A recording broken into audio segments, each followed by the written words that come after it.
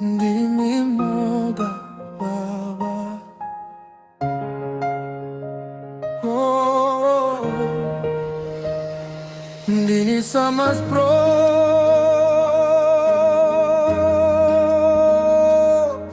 Haurambe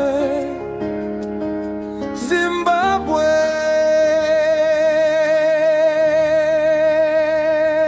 Ndimi mwoga ndimi mwoga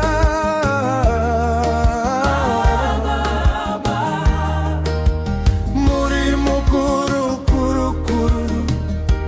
Ndimi mwoga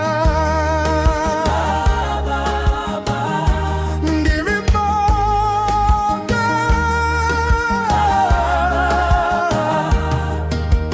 muri mukuru kuru kuru. Namatwai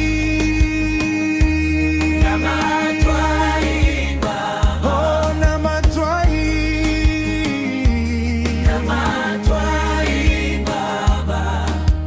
muri mukuru kuru kuru.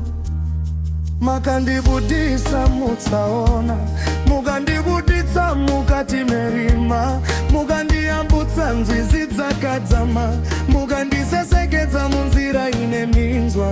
Saka muri mukuru kuru kuru. Ndimi mwoga ndimi mwoga ndimi mwoga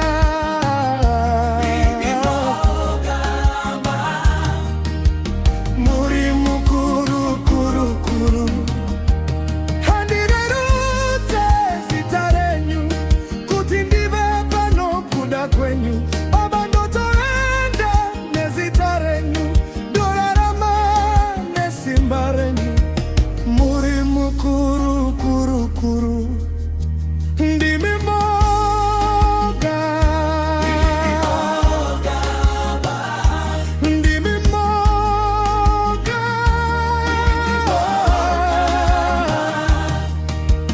muri mukuru kuru kuru. Namatwai oh namatwai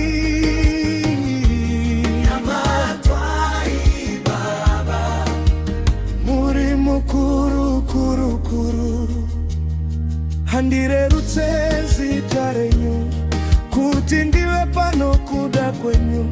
Baba ndotoenda nezita renyu, ndorarama nesimba renyu. Muri mukuru kuru kuru. Ndimi mwoga ndimi mwoga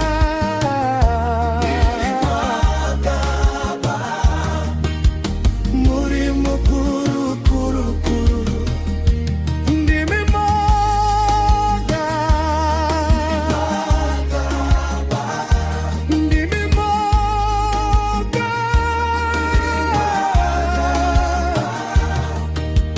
muri mukuru kuru kuru. Namatwai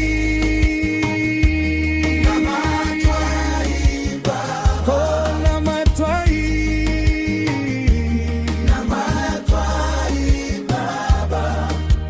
muri mukuru kuru kuru. Handirerutse zita renyu kuti ndive pano kuda kwenyu. Baba ndotoenda nezita renyu, ndorarama nesimba renyu.